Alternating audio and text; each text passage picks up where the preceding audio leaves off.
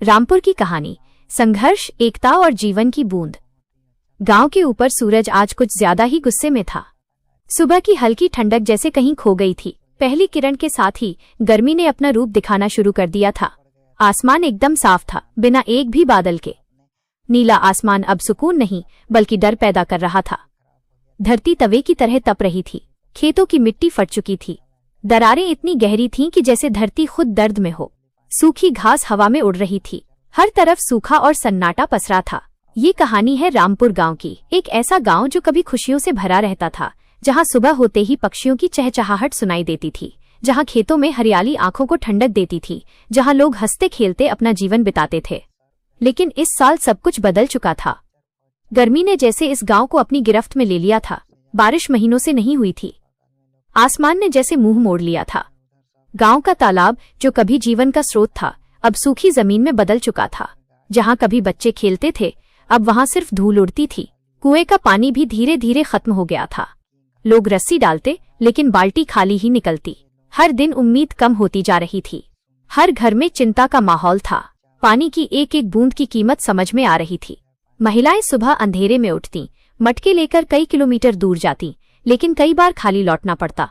बच्चे प्यास से रोते रहते, उनकी आंखों में सवाल होता, पानी कब मिलेगा। बुजुर्ग चुपचाप बैठे रहते, उनके चेहरे पर चिंता साफ दिखाई देती। जानवरों की हालत और भी खराब थी। गायें कमजोर हो चुकी थीं, उनकी आंखों में थकान और प्यास झलकती थी।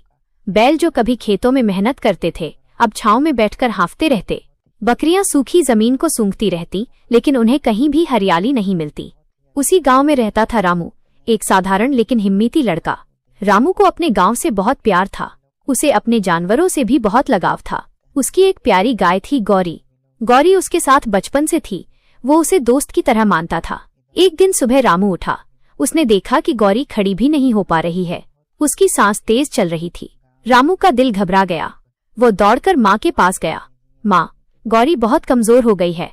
अगर पानी नहीं मिला तो वो मर जाएगी। माँ ने उसकी तरफ देखा और धीरे से खाली घड़ा दिखाया। बेटा, हमारे पास भी पानी नहीं है, हम खुद प्यासे हैं। रामू की आंखों में आंसू आ गए, लेकिन उसके अंदर एक जिद जाग गई। उसने मन ही मन ठान लिया कि आज चाहे कुछ भी हो जाए, वो पानी ढूंढ कर ही लौटेगा। वो एक छोटी बाल्टी लेकर घर से निकल पड़ा। सूरज अब और तेज हो चुका था। गर्मी इतनी थी कि सांस लेना मुश्किल लग रहा था। रामू चलते चलते गांव के बाहर पहुंच गया। उसने हर तरफ नजर दौड़ाई, लेकिन कहीं भी पानी का नामो निशान नहीं था। वो जंगल की तरफ बढ़ा, जहाँ कभी एक छोटा झरना बहता था। वहां पहुंचकर उसने देखा, सब कुछ सूखा पड़ा है। पत्थर गर्म हो चुके थे। रामू थककर एक पुराने पेड़ के नीचे बैठ गया। उसकी सांसें तेज चल रही थीं। उसने आंखें बंद कर लीं। तभी उसे अपने दादा की बात याद आई। उन्होंने कहा था, धरती कभी पूरी तरह सूखती नहीं, बस हमें उम्मीद नहीं छोड़नी चाहिए। रामू ने आंखें खोली और जमीन को ध्यान से देखने लगा। उसे लगा कि एक जगह की मिट्टी थोड़ी अलग है। वो वहां गया और हाथ से मिट्टी हटाने लगा। शुरू में कुछ नहीं मिला, लेकिन उसने हार नहीं मानी। वो लगातार खोदता रहा। उसके हाथ गंदे हो गए, नाखूनों में मिट्टी भर गई। कुछ देर बाद मिट्टी ठंडी लगने लगी। रामू के चेहरे पर हल्की मुस्कान आई। उसने और तेजी से खोदा और तभी मिट्टी से नमी महसूस होने लगी। कुछ ही देर में पानी की छोटी छोटी बूंदें दिखाई देने लगी। रामू की खुशी का ठिकाना नहीं रहा। उसने जोर से भगवान का नाम लिया। उसने गड्ढा बड़ा किया और धीरे धीरे वहां पानी इकट्ठा होने लगा।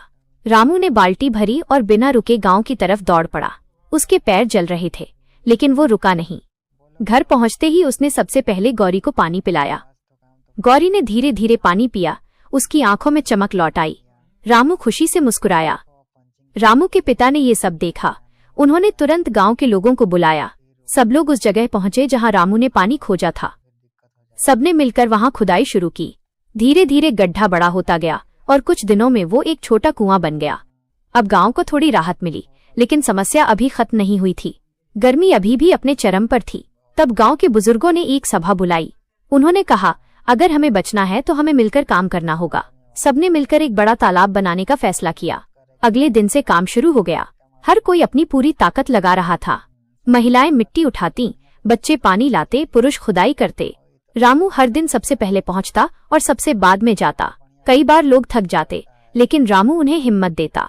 वह कहता, अगर हम आज मेहनत करेंगे तो कल हमें पानी मिलेगा। धीरे धीरे तालाब का आकार बनने लगा, लेकिन काम बहुत कठिन था। कभी कभी गर्मी इतनी बढ़ जाती कि लोग बेहोश हो जाते। लेकिन कोई भी हार मानने को तैयार नहीं था। एक दिन रामू की माँ बीमार हो गई। पानी की कमी से उनकी हालत खराब हो गई। रामू बहुत चिंतित हो गया, लेकिन उसने हिम्मत नहीं हारी। वो दिन रात मेहनत करता रहा ताकि जल्दी से तालाब तैयार हो सके। आखिरकार कई हफ्तों की मेहनत के बाद तालाब तैयार हो गया। अब सबकी नजरें आसमान पर थीं। हर दिन लोग बादलों का इंतजार करते और फिर एक दिन हवा का रुख बदल गया। आसमान में काले बादल छा गए, ठंडी हवा चलने लगी, बिजली कड़कने लगी। गांव के लोग खुश हो गए और फिर बारिश शुरू हो गई। पहली बूंद जैसे अमृत की तरह थी। लोग खुशी से झूम उठे। बच्चे बारिश में नाचने लगे, बुजुर्ग भगवान का धन्यवाद करने लगे। तालाब धीरे धीरे भरने लगा। धरती की प्यास बुझने लगी। पेड़ों में नई जान आ गई, खेतों में हरियाली लौट आई। जानवर फिर से खुश हो गए। गौरी भी अब पूरी तरह स्वस्थ हो गई थी। रामू आसमान की तरफ देख रहा था। उसकी आंखों में खुशी के आंसू थे। उसने समझ लिया था कि मेहनत, हिम्मत और एकता हर मुश्किल को आसान बना सकती है। उस दिन के बाद गांव के लोगों ने एक वादा किया, वे हमेशा पानी बचाएंगे, पेड़ लगाएंगे और प्रकृति का सम्मान करेंगे। रामू की कहानी पूरे इलाके में फैल गई। लोग उसे एक मिसाल मानने लगे और उस तपती गर्मी की याद हमेशा उन्हें ये सिखाती रही कि मुश्किल चाहे कितनी भी बड़ी हो, अगर हम साथ मिलकर काम करें तो हर समस्या का हल निकल सकता है। और सबसे जरूरी बात, पानी ही जीवन है और उसे बचाना हम सबकी जिम्मेदारी है।